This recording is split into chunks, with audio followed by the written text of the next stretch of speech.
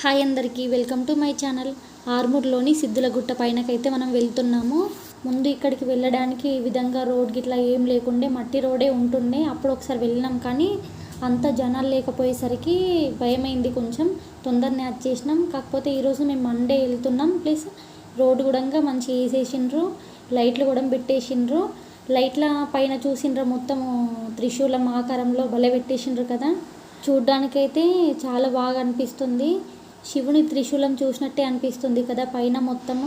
ముందు అంతా ఎక్కువ జనాలు రాకపోతుండే, ఇప్పుడు మండే కన్ఫామ్గా ఇక్కడికి చాలా మంది ఎక్కడెక్కడ నుండో వస్తున్నారు. వీలైతే మీరు కూడా ఒకసారి వచ్చి చూడండి, మనకి చాలా మంచిగా అనిపిస్తుంది. ఎందుకంటే పాతకాలం గుడులు అంటేనే ఇష్టం అనిపిస్తుంది. ఇంకా ఈ కొండ లోపల గుహల్లో శివుడు అంటే ఇంకా ఎంత బాగుంటుందో. ఈ గుట్టల్లో చెట్ల మధ్యలో చాలా ప్రశాంతంగా కూడా ఉంటుంది. పిల్లలు ఆడుకోవడానికి కూడా ప్లేస్ ఉంటుంది. కార్లలో వచ్చి వెళ్తున్నట్టున్నారు. మేమైతే మధ్యాహ్నం అయింది వెళ్ళేసరికి. మనం ఏదైనా టిఫిన్ అయినా తీసుకుని వెళ్ళచ్చు.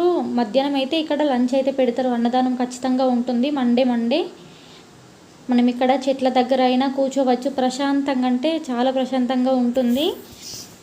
మన పిల్లలు ఇష్టంగా తింటారు కదా. ఇక్కడ ఐస్ క్రీమ్ బండి కూడా ఉంది, పిల్లలు ఆడుకోవడానికి పార్క్ కూడా ఉంటుంది. ముందు చూపిస్తాను నేను. ఇదే పార్క్, ఉయ్యాలలు, జారుడు బండ్లు అన్నీ ఉంటాయి. అక్కడ దర్శనం చేసుకొని వచ్చి పిల్లలతో ఇక్కడ మంచిగా స్పెండ్ చేయొచ్చు. చూడండి ఒకసారి కార్లలో, ఆటోలలో ఎంతమంది వచ్చిండ్రో జనాలు అయితే. నేను చిన్న ఉన్నప్పటి నుండి చూస్తున్నా ఈ గుట్టని. అప్పుడు మట్టి రోడ్డు కూడా ఉండేది కాదు, ఏం లేకుండే. ఇక్కడికి ఎవరు రాలేరు కావచ్చు అప్పుడు. ఓన్లీ మొత్తం గుట్టనే ఉంటుండే. కానీ అప్పటి నుండే నాకు అనిపించింది అసలు పైన ఏముంది అసలు గుట్ట పైన అని. నేను వేరే వాళ్ళని అడిగితే పైన ఋషులు ఉంటారు, మునులు ఉంటారు, వాళ్ళు తపస్సులో ఉంటారు, పైన మనం అసలు వెళ్ళొద్దు అని చెప్తుండే. కానీ అప్పటి నుండి నాకు అనిపించింది అసలు ఒక్కసారైనా పైనకి వెళ్ళి చూడాలి అన్నట్లు. నా కళ ఇప్పుడైతే నెరవేరింది. మొత్తానికైతే పైనకి వచ్చేసినాం. ఈ బండరాళ్ళ మధ్యనే గృహ ఉంటుంది. చూడండి ఒకసారి, లొకేషన్ కూడా చాలా బాగుంటుంది. ఇక్కడికి ఫోటోషూట్కి కూడా చాలామంది వచ్చిండ్రు. ఎన్ని దారులు ఉంటాయో కానీ లోపలికి వెళ్ళడానికి, బయటకు వెళ్ళడానికి. లోపలికి వెళ్తే మొత్తం కన్ఫ్యూజ్ అయిపోతాం. మేము ఇక్కడికి రావడం రెండోసారి. వచ్చిన వారికి ఎండ తగలద్దని రేకుల షెడ్ల లాగడంగా వేసిండ్రు. లోపలనైతే మస్తు చల్లగా ఉంటుంది ఈ బండల మధ్యలో. కానీ కొంచెం నాకు భయం వేస్తుంది. ఇంత పెద్ద బండలు, ఈ గృహలు అంటే కొంచెం భయం అనిపిస్తుంది నాకు. ఇక్కడ కూడా ఒక చిన్న గది ఉంది, అందులో నుండి కూడా ఒక గృహ ఉంటుంది. అక్కడ కూడా దేవుడు ఉంటాడు. కాకపోతే అక్కడికి వెళ్ళడం లేదు. ముందైతే ఇక్కడ నుండి అయితే స్టార్ట్ చేద్దాం మనము. మళ్ళీ ఎప్పుడైనా మీకు చూపిస్తాను. అందులో ఏముందో నాకు కూడా తెలియదు. కొంచెం నాకు భయం అనిపిస్తుంది అంత చిన్న వీట్ల లోపల నుండి వెళ్ళడం అంటే. శ్వాస తీసుకోవడం కొంచెం నాకే ఇబ్బంది అయినట్లు అనిపిస్తుంది. కాబట్టి అందులో నుండి అయితే వెళ్ళడం లేదు. మరి బాగా చిన్నగా ఉంది కదా. మా వాళ్ళైతే ముందు నడుస్తున్నారు, నేను వెనకాల నుండి వీడియో అయితే తీస్తున్నాను.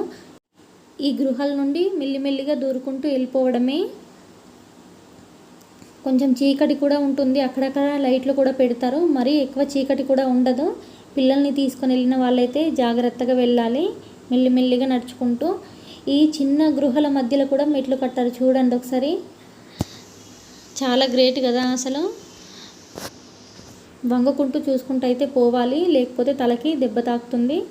ఎంత చిన్న సందు ఉందో చూడండి ఒకసారి మీరే. చల్లగా ఉంది లోపలైతే. నేనైతే ముందు వెళ్తున్నా, మా వాళ్ళైతే వెనకాల నుండి వస్తున్నారు. ఇంత పెద్ద గుట్ట మొత్తం రాళ్లతోనే భలే విచిత్రంగా ఉంది కదా. మళ్ళీ లోపల కూడా గృహలు, లోపల కూడా దేవుడు వెలిసిండంటే నిజంగా గ్రేట్ అసలు. ఇక్కడ మనము అర్చనకి టికెట్ తీసుకోవాలి. అర్చన ఏం చేయించుకోము, నార్మల్గా మొక్కేసి వెళ్తామంటే అలా అయినా వెళ్ళొచ్చు. ఒకవేళ అర్చన చేయించుకునే వాళ్ళు అక్కడ డబ్బులు కట్టేసి అయితే మనము ఒక చిట్టి తీసుకోవాలి. చూడండి ఇక్కడనే నవసిద్ధులు తపస్సు చేస్తే స్వామి ఉద్భవించిండ్రు అన్నట్లు. మా పాప అయితే లోపలికి వెళ్ళిపోతుంది. ఇదే మెయిన్ శివుంది. మీరందరు కూడా చూసి దర్శనం చేసుకోండి. ఇక్కడ నుండి మళ్ళీ ఒక గృహలాగా ఉంది చూడండి. అసలు ఎటు వెళ్తామో కూడా అర్థం కాదు. మళ్ళీ ఇక్కడ నుండి ఒక చిన్న తలుపుల మధ్యలో నుండి రావడమే. ఇక్కడ కూడా దేవుడు ఉన్నాడు. అందరూ అక్కడ దీపాలు అయితే ముట్టిస్తున్నారు. కానీ జాగ్రత్తగా ఉండాలి మనం ఇక్కడికి వెళ్ళినప్పుడు. ఎక్కువ మంది అయితే పట్టరు కదా, మెల్లిమెల్లిగా చూసుకుంటూ వెళ్ళిపోవాలి. నార్మల్ టైంలో అయితే ఏం కాదు, కానీ శివరాత్రి అప్పుడు, కార్తీక పౌర్ణమి అప్పుడు వచ్చినామంటే చాలా ఇబ్బంది అనిపిస్తుంది. ఎందుకంటే ఒకరు ఇద్దరు వెళ్ళడానికి దారి ఉంటుంది కాబట్టి ఎక్కువ మంది వచ్చేసరికి కొంచెం ఇబ్బంది అనిపిస్తుంది. ఇప్పుడు చూడండి, చిన్న చిన్న గదులలో నుండి మనము వెళ్ళాలి కాబట్టి ఒక్కరు ఇద్దరం అంటే వెళ్ళచ్చు. ఒకటేసారి ఎక్కువ మంది అంటే చాలా కష్టంగా ఉంటుంది కదా. నార్మల్ టైంలో అయితే మీరు వచ్చి ప్రశాంతంగా దర్శనం చేసుకోండి. ఈ గుడి లోపల అయితే మచ్చేంద్రనాథుడు అనే స్వామి ఉన్నాడు. మనం లోపలికి వెళ్ళి ఈ దేవుణ్ణి అయితే మొక్కి రావచ్చు. కాకపోతే అప్పటికి చాలామంది జనాలు ఉన్నారు కాబట్టి మేమైతే లోపలికి వెళ్ళలేదు, బయటకు వచ్చేసినాం. ఇంకా చిన్న పాపను తీసుకొని వెళ్ళినాం కాబట్టి కొంచెం జాగ్రత్తగా ఉండాలి. మీరు కూడా చాలా జాగ్రత్తగా ఉండాలి. ఇక్కడ కోతులు కూడా ఉంటాయి. మళ్ళీ ఇక్కడ నుండి కింది నుండి అయితే వెళ్ళి చూద్దాం ఒకసారి ఇటు సైడ్ ఏముందో. ఆరో మార్క్ అయితే పెట్టిండ్రు లోపలికి వెళ్ళడానికి, బయటకు వెళ్ళడానికి. అయితే కొంచెం భయం అనిపిస్తుంది. కాకపోతే నిజం చెప్పాలంటే మొత్తం వంగుకుంటూ వెళ్ళిపోవడమే. అసలు ఏ దారి ఎటు ఉందో కూడా అర్థం కాదు. నిజం చెప్పాలంటే చాలా దారులు ఉంటాయి కాబట్టి ఎటు వెళ్ళాలో అర్థం కాదు. నాకు మా ఆయన ఉండడం వల్ల సేఫ్. ఆయనకు ఒకసారి చూసిందంటే అన్నీ గుర్తు పెట్టేసుకుంటాడు. నాకైతే 10 సార్లు వెళ్ళినా సరే అది గుర్తుండదు అసలు ఎక్కడికి వెళ్ళాలి ఏంది అనేది. మీరు ఒకవేళ రావాలి అనుకుంటే మండే రోజే రండి. వేరే రోజైతే జనాలు చాలా అంటే చాలా తక్కువగా ఉంటారు కాబట్టి కొంచెం భయం అనిపిస్తుంది. ఈ గుహలో నుండి చాలా దారులు ఉన్నాయి కదా, ఎటు వెళ్ళేది కూడా తెలియదు మనకి. జనాలు ఉంటే అంత భయం అనిపించదు. మనం ఇప్పుడు ముందు అక్కడ నుండి అయితే వెళ్ళాం కదా లోపలికి, ఇప్పుడు ఇక్కడ నుండి అయితే బయటకు వచ్చేసినాం. ఇటు సైడ్ ఏమో రామాలయం ఉంటుంది. నేను మీకు ఒకసారి చూపిస్తాను ఇప్పుడు ఏ దారి నుండి అయితే వచ్చేసామో. ఆ గుహల్లో నుండి అయితే ఇప్పుడు వచ్చేసినాం మనము. ఇప్పుడు రామాలయంకి అయితే వెళ్దాము లోపలికి. చూడండి, జనాలు అయితే చాలా ఎక్కువ మందే ఉన్నారు. ఇప్పుడైతే రామాలయం లోపలికి అయితే వెళ్దాం మనము. అటు సైడ్ కూడా మనం వెళ్ళి కూర్చోవచ్చు. దేవుని దర్శనం చేసుకున్న తర్వాత చల్లగా ఉంటుంది, అసలు వేడిగా అనిపించదు సమ్మర్లో వెళ్ళినా కానీ. ఎందుకంటే అన్ని చెట్లు గుట్టల మధ్య చల్లగా ఉంటుంది, ప్రశాంతంగా. మంచిగా అక్కడ కూర్చొని శ్రీరామ రక్ష స్తోత్రం అయితే చదువుకోవచ్చు. నేను ఇతన్ని మీకు చూపెట్టాను, మహారాజ్ పలుగుట్టలో. ఇతనే వచ్చి మనకి బొట్టు పెడతాడు కార్తీక పౌర్ణమి రోజు అయితే. ఎవరైనా చూడని వాళ్ళు ఉంటే మన ఛానల్లో ఉంటుంది, ఒకసారి అయితే వెళ్ళి చూడండి. మీరు కూడా దేవుణ్ణి అయితే దర్శనం చేసుకోండి.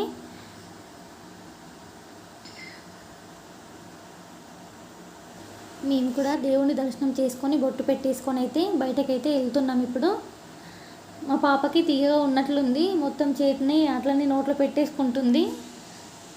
దేవుళ్ళన్నిటినీ చూసేసి వచ్చి ఇక్కడ ప్రశాంతంగా అయితే కూర్చోవచ్చు. వంటలు అయితే చేశారు చూడండి ఒకసారి, పెద్ద పెద్ద బాసనలలో చేసి పెట్టారు. అక్కడ ఏం జరుగుతుందో ఒకసారి అయితే చూసేద్దాం మనము. చాలామంది జనాలు అయితే ఉన్నారు కదా అక్కడ, ఒకసారి అయితే వెళ్దాం.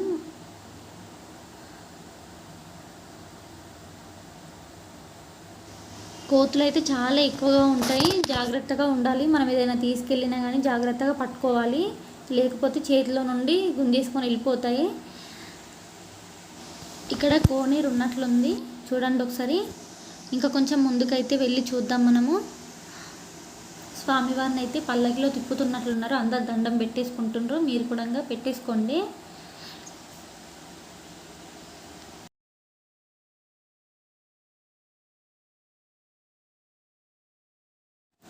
పల్లకిలో స్వామివారిని మోసుకుంటూ భజన చేసుకుంటూ అయితే వెళ్తున్నారు. మనం కూడా వెళ్దాం ఒకసారి.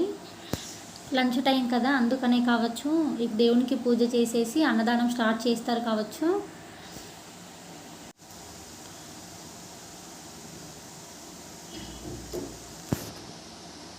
చూడండి ఒకసారి అయితే ముందటి నుండి కూడా చూపిస్తున్నాను. అందరూ మంచిగా మొక్కుకోండి, మీ కోరికలన్నీ తీరాలని. అక్కడ నుండి అయితే వచ్చేసినాం. ఇక్కడైతే అయ్యప్ప స్వామి టెంపుల్ అయితే ఉంది. ఒకసారి అయితే పైనకి వెళ్ళి అయ్యప్ప స్వామి టెంపుల్ని కూడా చూసేద్దాం. ఈ గుట్ట పైన ఇప్పుడు అయ్యప్ప స్వామి టెంపుల్ ఉంది, రామాలయం ఉంది, శివాలయం ఉంది. ఇక్కడికి వచ్చిండ్రంటే ఎన్ని దేవుళ్ళ దర్శనం అయితే చేసుకోవచ్చు. మీకు ఈ వీడియో నచ్చితే ఒక లైక్ చేసి మన ఛానల్ని సబ్స్క్రైబ్ చేసుకోండి. స్వామివారి ముందు వైపు అయితే పడిమెట్లు అయితే ఉన్నాయి ఇక్కడ.